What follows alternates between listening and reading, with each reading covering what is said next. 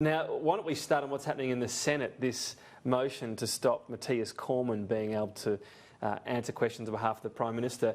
The point being made here is the report can be released from filgation, so why isn't it? Well, the Prime Minister's outlined very clearly that past reports haven't been, and so he's merely honouring precedent.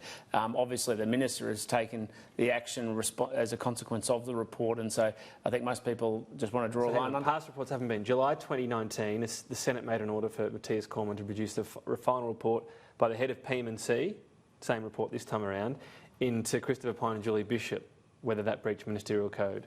He complied.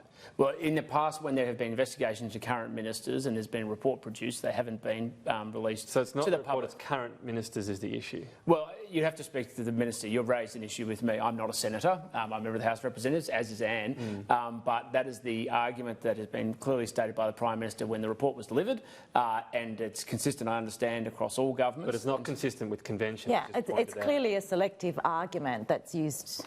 Well, that's the decision they've put forward, and they've made a case about why they believe that, consistent with past behaviour. But it's not consistent with past behaviour. That's a very selective way of doing it. Well, we found one reason, though. That's you found one. Also reported to Bruce Bilson was made public as well. Another former member. Yeah, but it's former just because that can't damage the government anymore, so go and release it? No, that's your words, not mine. The reality is the report into current serving ministers has not been released in the past. But the PM said because it's a function of cabinet, that's the issue with it. He didn't say anything about past or present members. No, but you're using identification of issues. But it's still a report of cabinet, but that one was able to be released. No, they're about former members, and so the point and the principle still remains. But it's still a report of cabinet if it's done by PM&C, isn't it? Well, I don't know anything about those reports in the past, but the reality is they're about former members and particularly around issues that people have raised. We have a consistent practice and we're continuing to act consistently with it. Very consistent to me. Sounds like a lot of obfuscation. You're also saying it's by convention, so why not subvert convention? It's not a rule, it's not a law. You could do. Well, these are questions you have to ask for the minister, but the reality is that's the practice that's been engaged in the past. Do you think voters deserve to know, though? Well, the voters are, the public has been made aware of the decision of the report. And the report has been put out there.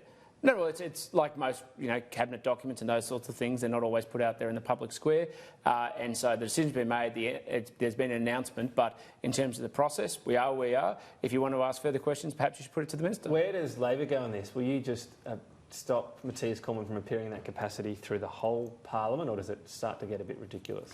Well, I think the whole purpose of, and as Tim mentioned, I'm not a senator, so I'm not aware of the ins and outs of what's going on in there specifically. But I think the whole point of it is this idea of accountability.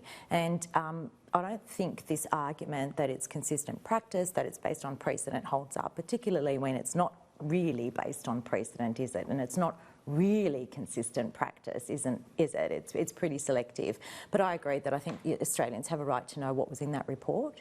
Given the scale of this issue, $100 million, and the scale of the rorts, I think they have most Australians are particularly interested in wanting to know what the outcome of this report is. Do you think it has the potential to backfire on Labor and the crossbench, though? In that you've already had this week, the Deputy Speaker nominated from the Coalition, which was a bit of a procedural stunt. Now we're looking at procedure in the Senate as well. Is it going to play into the Prime Minister's rhetoric about it just being Canberra games?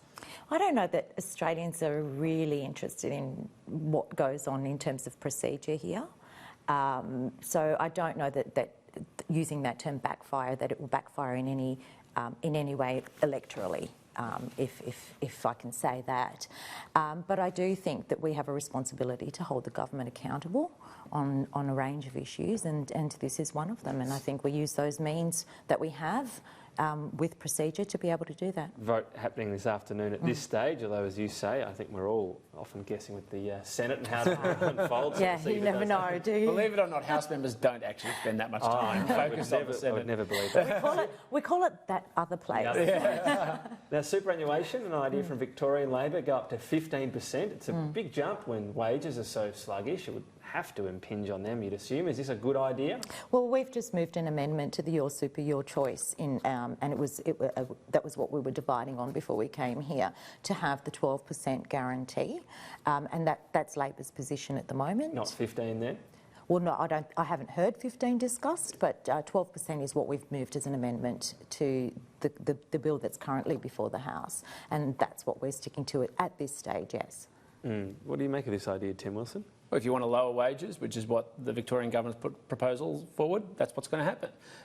The RBA was out there last week, the Treasury's been out there, ACOS, the Grattan Institute, everybody's putting forward the case that if you continue to increase superannuation contributions and take it beyond, well, even up to 12, but it definitely took it from 12 to 15, Australia will get lower wage growth. And so it really comes down to whether you want to have lower wages. The Andrews government's gone out there and said we want Australians to earn less. What about super on maternity leave? Sorry, the superannuation. I think there are issues that actually need to be explored, like the issues around superannuation for women, and the gap is a real one. It's something very serious. So. We need to have a discussion about that. You don't get it on, right? Sorry? Maternity leave. It's the only leave you don't get it on. Well, and that's why I said I'm very open to ideas in this space, because I do think there is a fundamental injustice there. The question then is how we respond. Is it a responsibility of employers? Is it a responsibility of the taxpayer? But if you just want to increase, you want to make sure that Australians get lower wages, you go down and adopt the 15%. But I think there's some ground for bipartisanship here in recognising that particularly the inequality for older women as they age and the levels of superannuation that they have. So there's certainly some common ground here in the need to address these things.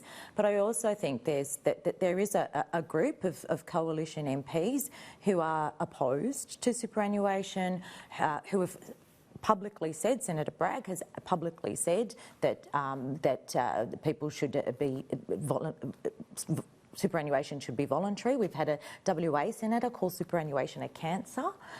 So I think there is a bit of ideological opposition in the LNP to superannuation, but I also think that there is room for common ground and room for some bipartisanship on issues of an ageing population and how that population can save for its future. If we move to this 15% contribution, though, before we've addressed these inequality issues between men and women's super, is that not going to exacerbate the issue even more? You're going to have more wages that you're missing out in those times that you do take maternity leave or go to casual work or part-time. Well, I think what you're saying is that we can't do both at the same time. I think we can. You know, I think if you want to look at the superannuation system as a whole, then you can look at all of those issues. It's not necessarily mutually exclusive that you do one thing and not the other. Address the women's issue before you address the 15% raise?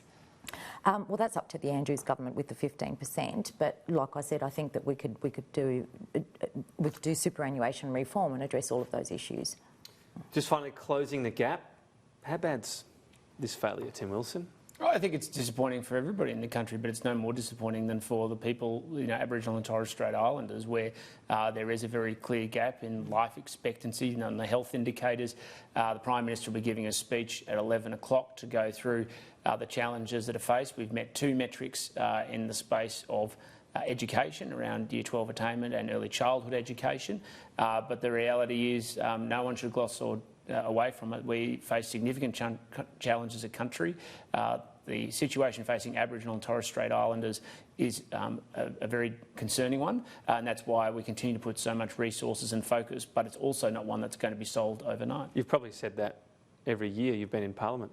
I said it before I was in Parliament, so and I don't think that would be the view of any other member I suspect in this place. I'm getting to the stasis that seems to be there on it. Well, we are meeting some metrics which shows not enough, though, Tim. No. We are. No, I'm trying to have a very candid conversation, which is we are meeting some metrics. So obviously some things are working in terms of measurable behaviour, but I think one of the big challenges we face is that government can't solve things like health indicators in isolation.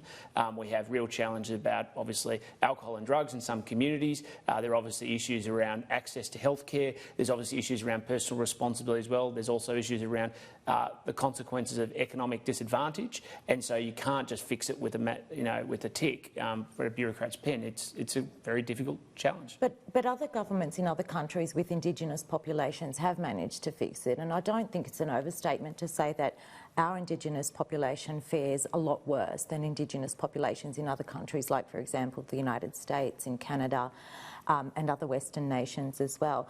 I think it's a pretty damning report that we're going to see today when we have 5 of the 7 indicators haven't been reached across things like health and education, literacy and numeracy for our First Nations.